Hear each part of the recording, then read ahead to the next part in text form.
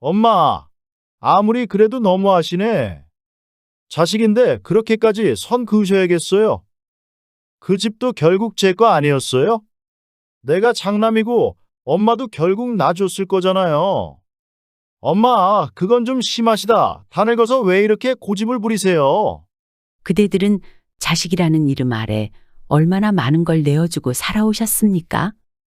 혹시 너무 많은 걸 주다 보니 당연히 여겨지고 때론 귀찮게 여겨진 적은 없으셨는지요? 오늘의 이야기는 자식에게 버림받고 한치의 희망 없이 요양원에 보내진 한 어머니의 이야기입니다. 그러나 끝은 달랐습니다. 그녀는 누구보다 씩씩하게 당당하게 자신의 인생을 다시 일으켜 세웠고 마침내 자식을 무릎 꿇게 만들었지요. 김옥자 할머니에게 과연 무슨 일이 있었던 걸까요? 오늘의 사연 지금 시작합니다.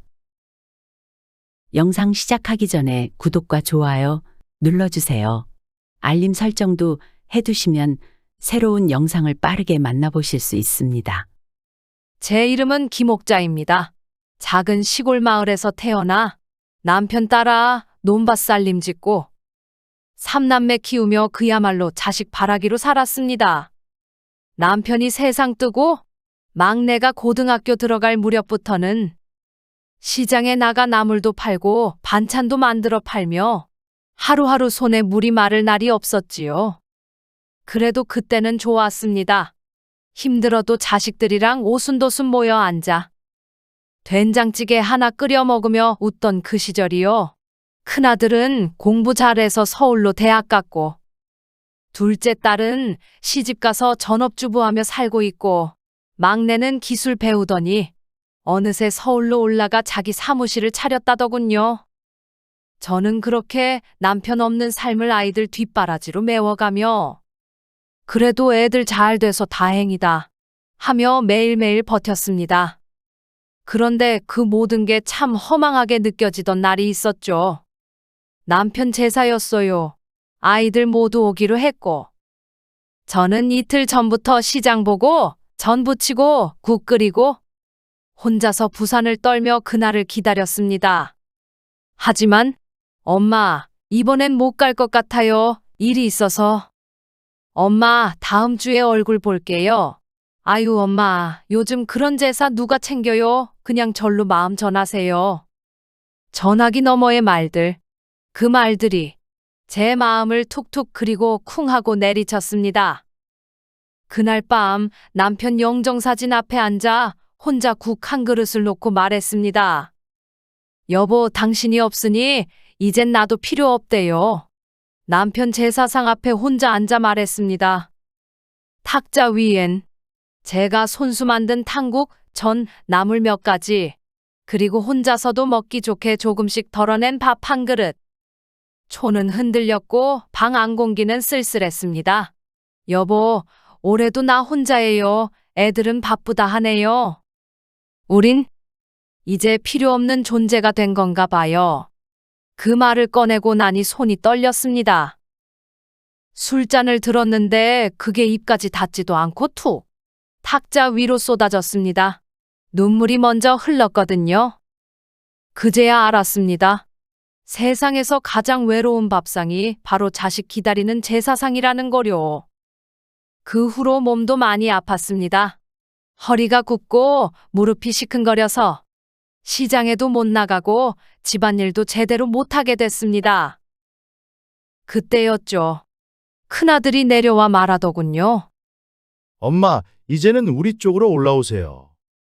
이젠 혼자 두기 걱정돼요. 저희 집 근처 시장도 있고 공원도 있고 병원도 가까워요. 그 말의 순간 마음이 놓였습니다.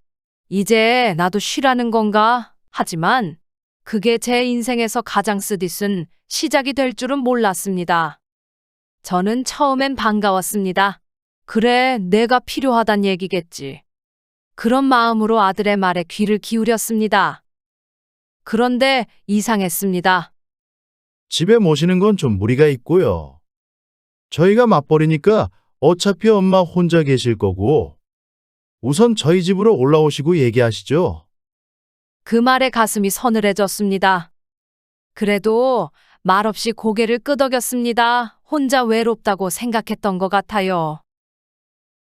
서울로 향하는 기차 안에서 저는 가방끈을 꼭 쥐고 있었습니다. 기차도 서울도 아들의 말도 모두 낯설었습니다. 서울역에 도착했을 땐 숨을 한번 크게 쉬었습니다. 왜 이렇게 복잡하고 어지러운 거야? 아들의 차를 타고 도착한 곳은 깔끔한 신축 아파트였습니다.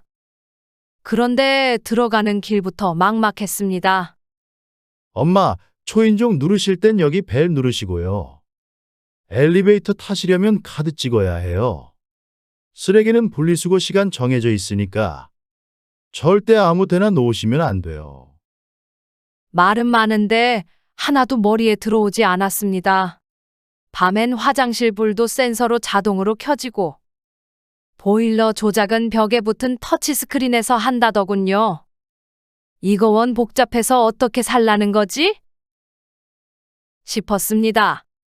새벽에 목이 말라 부엌에 갔는데 정수기 작동법을 몰라 한참을 서 있었습니다. 그리고 지하철역에서 길을 잃은 날도 있었죠. 카드를 찍고 들어갔는데 갈아타는 방향을 몰라. 한참을 빙빙 돌다가 겨우 아파트로 돌아왔습니다. 현관 앞에 서서 초인종도 누르지 못한 채 주저앉아 있었습니다. 그때 들려온 아들의 목소리. 엄마, 또 길 잃으셨어요. 그러니까 요양원 가시자니까요. 여기선 혼자 못 지내시잖아요. 그 말이 가슴을 깊숙이 찔렀습니다. 내가 이럴 줄 알았지. 그날 밤 저는 혼자 거실 소파에 앉아 있었습니다. 아들은 방 안에서 아내와 통화 중이었죠. 문이 닫혀 있었지만 소리는 또렷이 들렸습니다. 어머니 곧 요양원으로 모실 거야. 나도 알아. 여기 두면 답답하고 우리도 불편하고. 그 말이 칼처럼 가슴을 찔렀습니다. 그래, 나는 이제 부담스러운 존재야. 며칠 뒤 아들은 저를 데리고 요양원에 갔습니다. 엄마, 여기 시설 좋아요. 밥도 잘 나오고 프로그램도 많고요. 말은 그럴듯했지만 그의 눈엔 조급함이 담겨 있었습니다. 요양원은 겉으로 보기엔 깔끔하고 편안해 보였습니다. 하지만 문을 닫는 순간 그 안의 공기는 무거웠습니다. 어머니, 방은 4인실이에요. 적응하실 때까지만 계시다가 나중에 개인실 알아볼게요. 그렇게 저는 새하얀 벽, 똑같은 커튼, 낯선 사람들과 함께 보호자 없는 노인이라는 이름으로 다시 태어나야 했습니다. 처음엔 아무 말도 못했습니다. 그저 말없이 누워 있었습니다. 다른 어르신들은 이미 오랜 생활로 지쳐 있었고, 어떤 분은 말을 걸면 눈도 마주치지 않았습니다. 나는 여기에 어울리지 않아?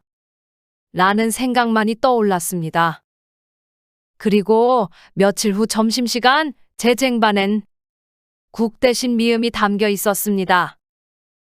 저는 괜찮은데요. 국 줘도 돼요. 그러자 간호사라는 젊은 직원이 말했습니다. 어르신은 초반이라 소화 잘 되는 걸로 드셔야 해요. 적응되시면 바꿔드릴게요. 그 말투 속엔 말 많은 어르신 또 왔네 라는 뉘앙스가 숨어 있었습니다.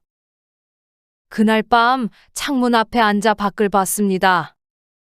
밤하늘은 도시라 그런지 별 하나 없었습니다. 시골 하늘 아래선 내가 참 부지런했는데 그렇게 지내던 어느 날 요양원에 누군가 택배를 보냈습니다. 보낸 사람은 둘째 딸이었습니다. 딸아이는 어릴 때부터 무뚝뚝한 아이였지만 늘 전화도 못 드린다며 미안해하던 아이였죠. 상자 안엔 직접 만든 밑반찬 몇 가지 그리고 편지 한 장이 들어 있었습니다. 엄마, 밥 잘 챙겨 드셔야 해요. 오빠한테 들었어요. 요양원으로 옮기셨다고 해서 주소 받아봤어요. 요즘 반찬 하면서 엄마가 예전에 해주던 맛이 얼마나 귀했는지 느껴요. 다음엔 직접 들고 갈게요. 사랑해요. 그 편지를 가슴에 품고 저는 처음으로 웃었습니다. 그래도 누군가는 날 기억해주고 있구나. 요양원 생활은 생각보다 더 차가웠습니다. 아침이면 스피커에서 기상음악이 흘러나오고 직원들이 우르르 몰려와 커튼을 걷고 자, 어르신들, 일어날 시간이에요. 하며 기계적인 말투로 하나 둘 깨우기 시작합니다. 씻는 순서도 밥 먹는 시간도 산책하는 시간도 심지어 말할 수 있는 시간조차 전부 정해져 있었습니다. 점심엔 대기표를 받고 줄을 섭니다. 배식받은 반찬은 플라스틱 접시에 담겨 나오고 국은 식기 전에 빨리 떠먹어야 했습니다. 어르신 더 드시면 안 돼요. 칼로리 조절 있어요. 직원은 그렇게 말하면서 쟁반을 휙 가져갔습니다. 어떤 날은 옆 침대 어르신이 소리 없이 울고 있었고, 어떤 날은 누가 화장실에서 넘어진 걸 직원이 몰라 10분 넘게 방치되기도 했습니다. 저녁엔 다 같이 거실에 모여 TV를 봅니다. 채널은 간호사가 고정해놓고 볼륨도 건드릴 수 없습니다. 어느 날은 다 같이 유명 요리사가 나오는 프로그램을 봤는데 거기서 김치찌개를 끓이더군요. 그때 문득 누군가 말했습니다. 이건 뭐 우리 옥자님이 하시는 김치찌개엔 못 미치지. 맞아. 저번에 반찬 해주셨을 때 얼마나 맛있었는데. 그 말이 처음으로 저를 웃게 만들었습니다. 그럼 다음 주 반찬 나눔 행사 때 제가 한번 해볼까요? 그 말에 간호사는 놀라며 말했습니다. 어르신, 그런 것도 하세요? 당연하죠. 평생 국 끓이고 밥 해온 사람이에요. 우와, 그럼 다음 행사 땐 꼭 부탁드릴게요. 그렇게 저는 작은 가마솥도 없이 요양원 급식실 한쪽에서 김치찌개 한 솥을 끓이게 되었습니다. 그 냄새에 직원들도 하나둘 몰려들었고, 이거 진짜 맛있네요. 와, 이게 진짜 집밥이죠? 그날 이후 사람들이 절 옥자 어르신 대신 옥자 선생님이라 부르기 시작했습니다. 그렇게 조금씩 제 존재감이 요양원 안에서 바뀌기 시작했지요. 하지만 요양원에 적응한다는 말이 무색하게 몸은 버티고 있었지만 마음은 하루하루 무너지고 있었습니다. 그때부터였습니다. 내가 여기서 그냥 눌러 앉아 있기엔 아직 보여줄 게 많다는 생각이 들기 시작한 건, 그러던 어느 날 요양원 공용 거실에서 TV를 보고 있는데 휴대폰 진동이 울렸습니다. 여보세요? 옥자 할머니, 나야 박씨 아줌마. 그 집 말이야. 왜 중개사들이 계속 왔다 갔다 하는 거야? 땅도 본다 하고 어제는 누가 담장도 넘보더라고. 혹시 집 팔았어? 심장이 멎는 줄 알았습니다. 아니, 난 모르는 얘긴데 뭔 소리야, 그게. 그 뒤로는 전화기만 멍하니 쥐고 있었습니다. 집을 판다고? 그날 밤, 저는 한참을 말없이 앉아 있었습니다. 그동안의 기억들이 영화처럼 스쳐 지나갔습니다. 큰아들이 엄마는 이제 편히 쉬세요. 라고 했던 말, 요양원에 계시는 게 더 안전해요. 그 모든 게 나를 치워버리기 위한 명분이었다는 걸 그제야 알았습니다.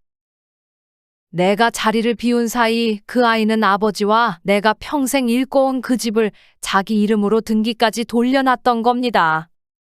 서류를 몰래 챙겨가더니 아마 그때였던 것 같습니다.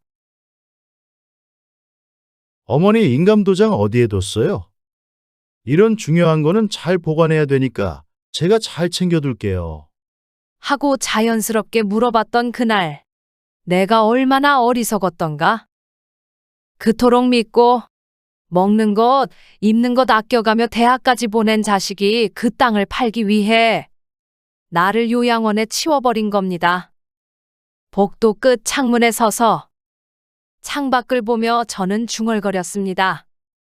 이제 알겠다. 왜 그렇게 서둘렀는지, 왜 그렇게 다정했던 척 했는지. 눈물이 나질 않았습니다. 그저 손끝이 그리고 속이 바짝 말라가는 느낌이었습니다. 아들이 나를 요양원에 보낸 진짜 이유가 시골집과 땅을 팔아먹기 위함이라는 걸 알고 난 뒤로 속에 천불이 나는 것 같았습니다. 하지만 나약한 노인네가 뭘 할 수 있겠습니까? 그래도 매일 밤 침대 위에서 스스로에게 이렇게 되뇌었습니다. 그 누구보다 맑은 정신으로 어떻게 이 상황을 뒤집을지를 아주 조용히 생각하기 시작했습니다. 하지만 동네 사람에게 듣고 주소지 검색해보고 확인해보려 해도 요양원 안에선 할 수 있는 게 없었습니다. 인터넷도 등기부도 변호사도 모두 나와는 먼 이야기였죠. 나는 그저 어디선가 내 집이 팔려나가고 있다는 걸 알고만 있는 한 명의 힘없는 노인이었습니다. 전화를 걸어도 바쁘다는 소리만 들려오는 큰아들의 목소리. 내가 지켜온 그 집이 아무 말도 못한 채 서서히 남의 손에 넘어가고 있었습니다. 그 사실을 깨달았을 때 저는 두 번째로 자식에게 버림받은 기분이었습니다. 그날 밤 요양원 식당에서 밥을 먹다가 우연히 간호사가 하는 말을 들었습니다. 이번에 구청에서 오는 행사에 요리 체험 부스가 있다는데 할 줄 아는 어르신 계시면 좋을 텐데요. 그 순간 마치 심장 한 구석에서 작은 불씨 하나가 번지는 기분이 들었습니다. 요리, 그래, 내가 해왔던 게 그거였지. 그제야 깨달았습니다. 내가 아직 할 수 있는 게 있다는 걸, 그리고 그걸로 내 삶을 다시 붙잡을 수 있다는 걸. 그 다음 날부터 저는 일부러 식사 후에도 식당에 남았습니다. 반찬 만드는 걸 도와드린다며 주방에 들어가 손질을 거들었고 담당 조리사에게 조리법에 대한 조언도 살짝 했습니다. 이 무말랭이는 조청 넣고 마지막에 참기름 한 방울 넣어야 단맛이 덜 텁텁해요. 된장국 끓일 땐 된장부터 물에 풀지 말고 멸치 육수부터 푹 우려내야 해요. 그러자 점점 직원들이 말하기 시작했습니다. 옥자 어르신 진짜 손맛 좋으시네요. 그날 반찬 너무 맛있었어요. 혹시 다음에도 좀 도와주실 수 있을까요? 그 말에 저는 처음으로 스스로를 쓸모있는 사람이라고 느꼈습니다. 그렇게 저는 내 실력으로 다시 사람들 앞에 서기 시작했습니다. 요양원에서 열린 작은 행사. 구청과 함께하는 시니어 재능 나눔 프로그램이라고 했습니다. 저는 손을 들고 말했습니다. 제가 해볼게요. 국은 제가 자신 있어요. 모두가 놀랐습니다. 그저 말없이 식사하던 어르신이 행사에 나서겠다고 말했으니까요. 그리고 곧 있을 구청 행사 때 엄마 손 집밥 체험 부스로 요양원 내 작은 이벤트를 책임지게 된 것이지요. 저는 그날을 위해 칼을 갈듯 레시피를 정리했고 이제 내가 뺏긴 걸 되찾을 때가 왔다는 생각으로 마음속에 단단히 다짐을 했습니다. 그리고 저는 가장 자신 있는 메뉴 된장국과 수육무침 그리고 멸치볶음을 준비했습니다. 익숙한 손놀림 가마솥은 없지만 냄비 하나로도 깊은 맛을 낼 수 있다는 걸 저는 알고 있었습니다. 행사 당일 요양원 앞마당에 임시 부스가 세워졌고 이웃 주민들과 직원, 구청 관계자 몇몇이 참여했습니다. 처음엔 다들 시큰둥했습니다. 하지만 국물 한 숟갈이 입에 들어가는 순간 표정이 달라졌습니다. 이거 우리 엄마가 해주시던 맛인데요. 와, 이건 진짜 집밥이네요. 그 반응에 내 안에 무언가가 꿈틀거렸습니다. 그래, 내가 아직 할 수 있어. 이 손맛으로 다시 시작할 수 있어. 이후 구청 관계자가 조용히 말을 걸어왔습니다. 어르신 혹시 요리 일 해보신 적 있으세요? 식당은 안 했고요. 그저 자식들 먹이려고 평생 밥 짓고 반찬 만들어 시장에 팔았지요. 진짜 손맛이 좋으세요. 저희 노인복지센터에서 도시락 프로그램 새로 시작하는데 테스트 조리 도와주실 수 있으실까요? 저는 말없이 고개를 끄덕였습니다. 그리고 그날 밤 저는 혼자 일기장을 꺼내 이렇게 썼습니다. 오늘 내 손맛이 누군가의 마음을 움직였다. 이제 다시 시작하자. 도시락 프로그램은 생각보다 반응이 좋았습니다. 처음엔 구청 복지센터에만 납품하던 게 이웃복지관, 작은 병원, 그리고 간병인 분들 사이에서도 그 옥자 어르신 반찬 진짜 맛있다. 는 말이 퍼지기 시작했습니다. 된장국에서 엄마 냄새 나요. 김치볶음 먹다가 울 뻔했어요. 그런 말을 들을 때마다 저는 처음으로 제가 여기에 있을 이유를 느꼈습니다. 그 후로는 복지사님이 제게 따로 연락도 주셨습니다. 옥자 어르신, 혹시 이거 작은 부업처럼 해보실 생각 있으세요? 센터 쪽에서 노인 사업 지원 가능한 예산이 조금 있어서요. 그때부터 저는 매일 새벽마다 식단을 써내려가기 시작했고 딸에게도 전화를 걸었습니다. 나 반찬 좀 다시 만들어 볼까 해. 너 도와줄 수 있겠니? 딸은 웃으며 말했습니다. 엄마 솜씨라면 잘하실 수 있을 거예요. 엄마, 해봐요. 내가 전단지도 찍어줄게요. 그렇게 저는 작은 반찬 가게 한켠에서 시작했습니다. 그리고 딸의 도움으로 요양원을 나왔습니다. 가게 이름은 옥자네 밥상. 간판도 없이 그냥 도시락 용기에 스티커만 붙였지요. 그런데도 입소문은 꽤 빠르게 퍼져나갔습니다. 요양원 직원들도 도시락을 하나씩 주문하기 시작했고, 심지어 원장님도 이렇게 건강한 맛 요즘 찾기 힘들어요. 하며 칭찬을 아끼지 않았습니다. 그러던 어느 날이었습니다. 딸에게 연락이 왔습니다. 엄마, 혹시 큰오빠 요즘 연락 왔어요? 아니, 왜 그러니? 그 집 아직 안 팔렸던 것 같아요. 근데 며칠 전부터 부동산 게시판에 금매글 올라왔더라고요. 저는 가만히 있었습니다. 금매? 네, 그리고 아마 사업이 잘 안 됐나 봐요. 오빠, 예전 회사 그만뒀대요. 그 말이 심장을 또각하고 때렸습니다.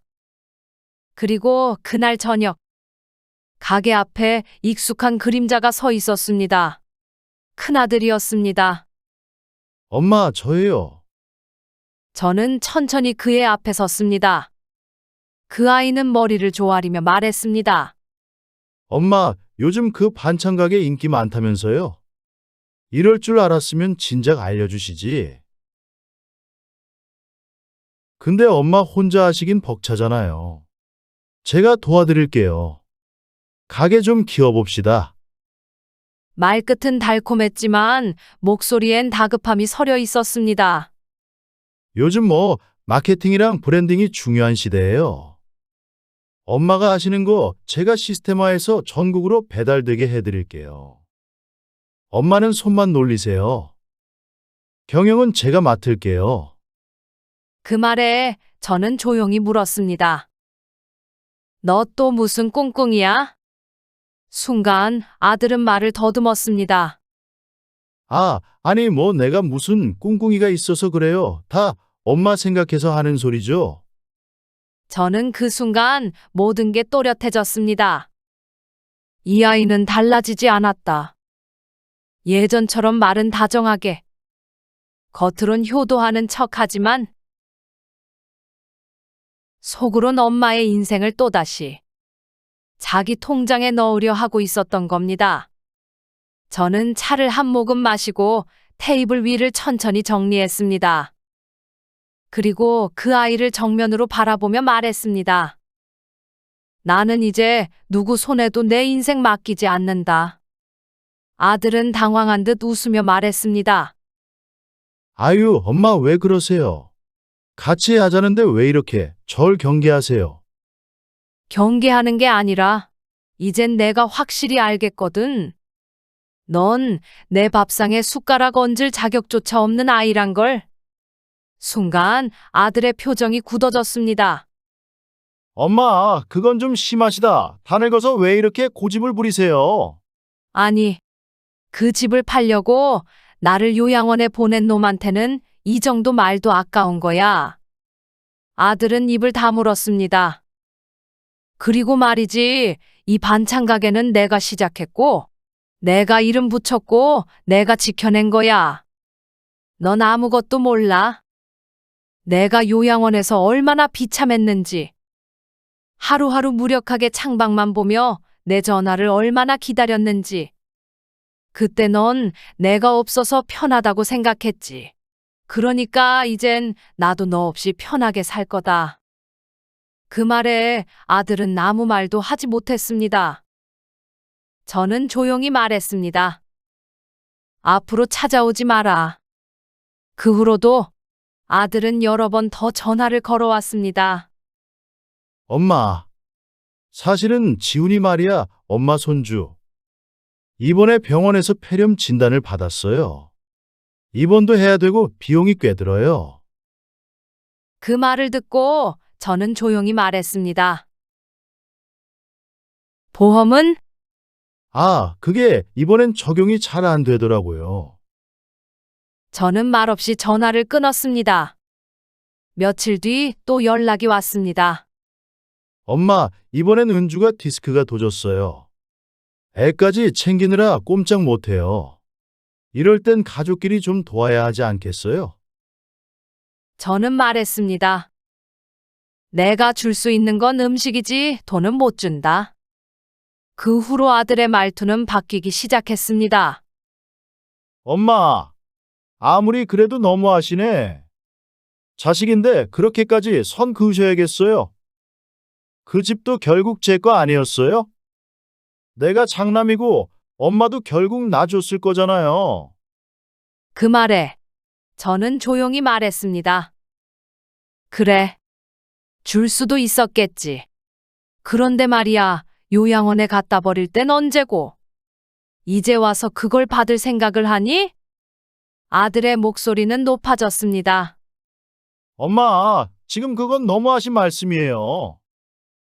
내가 너무해? 너 내 인감도장 몰래 들고 간 거 기억 안 나냐? 집 팔아먹으려고 날 요양원에 처박은 거 잊었어? 그땐 사정이 있어서 그랬다고 몇 번을 말해요. 사정? 그럼 지금은 어떤 사정이니? 나를 다시 이용하려는 사정? 무슨 말을 못하겠네. 아들은 자리를 박차고 나갔습니다. 며칠 후 어느 날 밤 비가 내렸습니다. 문을 닫고 정리하던 중 누군가 문 앞에서 울먹이며 말했습니다. 엄마, 한 번만 봐주세요. 이번엔 진짜 마지막이에요. 문을 열자 비에 흠뻑 젖은 아들이 무릎을 꿇고 있었습니다. 눈물인지 빗물인지 알 수 없었습니다. 저는 그 앞에 서서 말했습니다. 미안하지만 나는 내 엄마였지 내 인생의 후원자는 아니야. 그동안 내가 해준 만큼으로도 부족하다 느낀다면 그건 내 욕심이지 내 잘못이 아니다. 이제 그만하자. 나는 2번 버림받을 만큼 어리석진 않아. 그렇게 말하고 저는 등을 돌렸습니다. 가게 문을 닫고 들어오며 문득 손에 닿은 따뜻한 밥솥의 열기. 그래, 이 열기만큼은 내 것이구나. 그 후 아들은 연락을 끊었습니다. 어쩌면 다시는 오지 않을지도 모릅니다. 하지만 저는 조금도 후회하지 않았습니다. 지금 저는 딸과 함께 반찬 가게를 운영하며 작지만 바쁜 하루를 살고 있습니다. 딸과 함께 만드는 반찬은 이제 지역 요양원에도 납품되고 어르신들 사이에서 옥자 도시락이라 불리며 입소문을 타고 있습니다.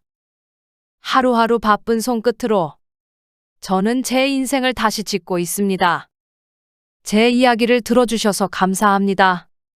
그대들은 혹시 누군가의 정을 너무 쉽게 소비하고 계시진 않나요? 기댈 곳이 가족이라면 그 울타리를 함부로 흔들지 마십시오. 오늘의 사연 김옥자 여사의 이야기 들어주셔서 고맙습니다. 오늘의 사연이 마음에 남으셨다면 구독과 좋아요, 알림 설정까지 잊지 마시고요. 김옥자 어르신처럼 잊혀져선 안 될 이야기를 계속 전할 수 있도록 함께 해주세요. 감사합니다. 늘 건강하시고 따뜻하시길 바랍니다.